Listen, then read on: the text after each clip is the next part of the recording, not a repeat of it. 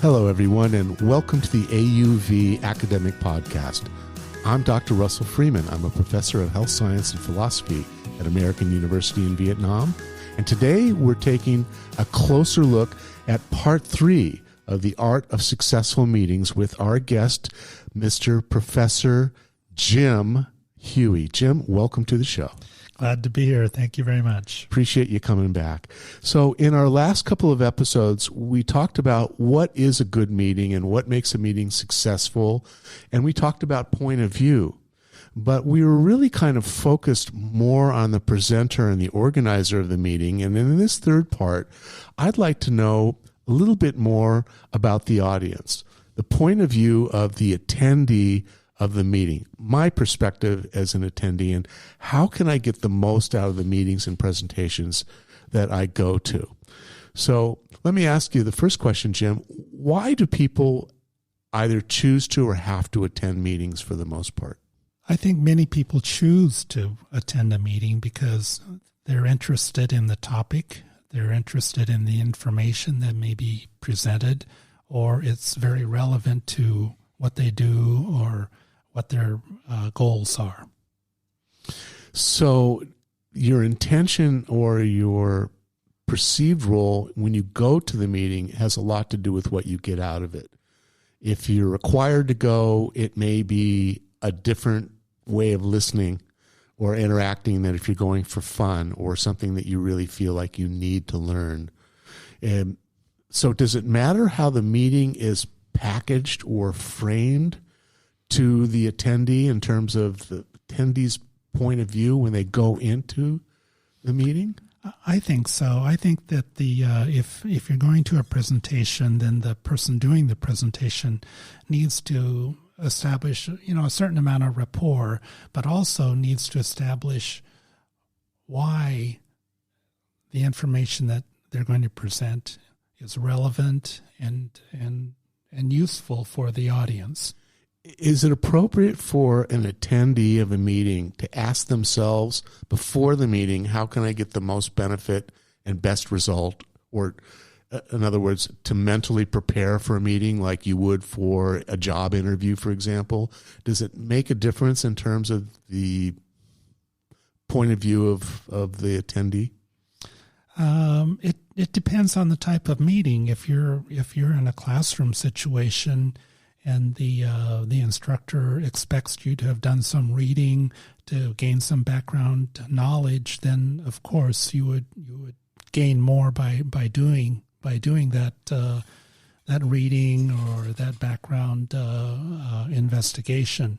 If you're in a meeting in a corporate environment, it may not be necessary. You already know the background. You just need they may be the company may be trying to establish a new direction or a new strategy. So attending that meeting does not require a whole lot of preparation, but just some attentive listening skills. Do some companies try to reframe a meeting by calling it something other than a meeting? I guess I've heard some stories. I mean, here they have they have team building events here in Vietnam. They're kind of all the same. They're very predictable, and it's a kind of a meeting, but it's designed. It's really a social, more corporate culture building event, and it's easy to know how to get the most benefit from those kinds of meetings. But in general, especially people that have to attend meetings all the time, you get kind of, complacent about it after a while. So how can someone stay fresh as an attendee? How do I get the most benefit and the best result from the meetings that I go to? I would say that any meeting you go to, you need to understand what your role is. So what you get out of that meeting should be in concert with the role that you play. Being engaged with the strategy, I guess, is something that will enhance what you get out of that meeting. kind of like singing a song, singing along with the group in a song, and do you want to stay in key and all that sort of stuff. So it's helpful then as a presenter. Obviously, you need to be organized. You need a mission. You need a goal, specific goal that you want to accomplish. It sounds to me like to get the most out of the meeting, to make the meeting work for you, that the attendee should also have their own goal with the meeting. They should be looking for certain either bits of information, knowledge, or experience that they can do something with, that they can actually find some reason to do. Part of that would, I think, have to do with your relation to the presenter. It can be. As you were presenting this situation, I was thinking of an example. An example came to mind. I used to present information on a product a new product that Boeing was providing to our airline customers. And so we would have a variety of people that would come and attend these meetings. Some would be from the technical library, some would be engineers, some would be people that are responsible for purchasing the product.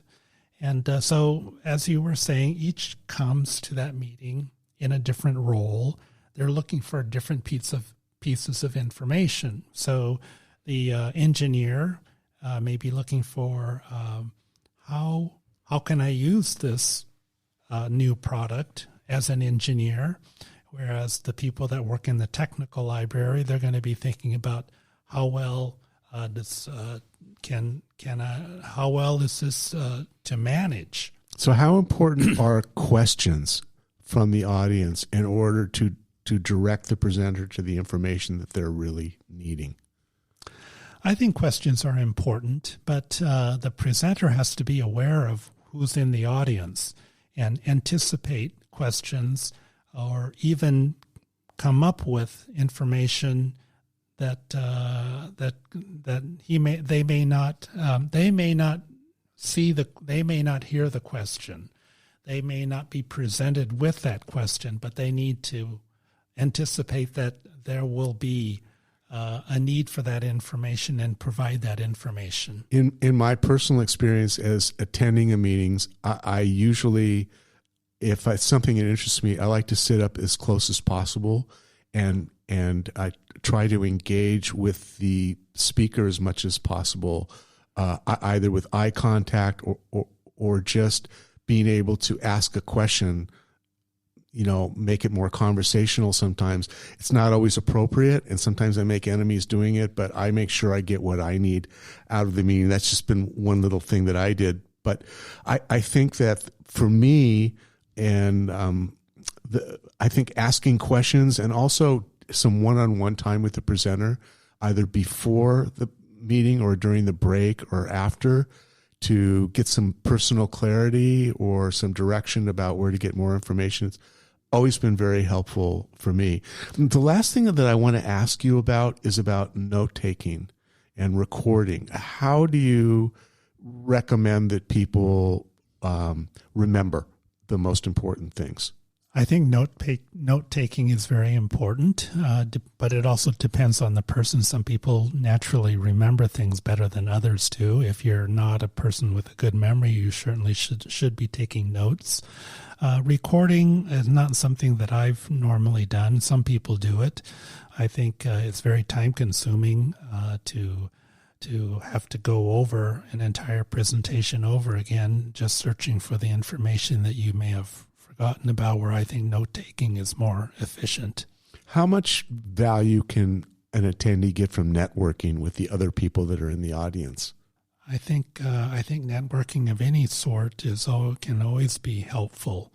I think connecting with other people is an important part of any person's life, and so absolutely networking. I've always found that some of the best contacts I've made were at seminars, but they were from the person sitting next to me. So I always bring a business card, and I'm always ready, willing, and able to speak to people that go, because I'm trying to find people that know more than me. Oh, absolutely. I totally agree. Would you like to leave us with any parting thoughts before our summary here about how to make the most out of a meeting, no matter which side of the microphone you're on? Yeah, I would like to reemphasize that meetings are very time-consuming, and we really should respect the time of our audience, and so make the use of time very efficient, and stay on track with agendas. And I think that's really important to me. Thank you for pulling that all together. For my part, I would like to focus in terms of what I receive from you, that to have a successful seminar, it has to be on both sides of the microphone. The speaker has to be prepared, understand well his role and the roles of the audience, and pay attention to the audience to get signs that they're paying attention, that he's not losing them. And from the audience perspective, be prepared. Know as much about the subject as you can before you get there. Ask intelligent questions and take notes as necessary. As far as notes, the most important thing to me to write down is what those points that he's making or the presenter is making makes you think about. Not the information necessarily that's being given to you, but what that information triggered in your mind that made you think of something. Write that down, because that's really what you're going to need to follow up on. Jim, I want to thank you for attending our part 3 today. It's been a great series. This concludes our AUV Academic Program series for today, and I want to thank you all for listening to our academic podcast. We'll see you next time, and Jim, thanks again. Thank you.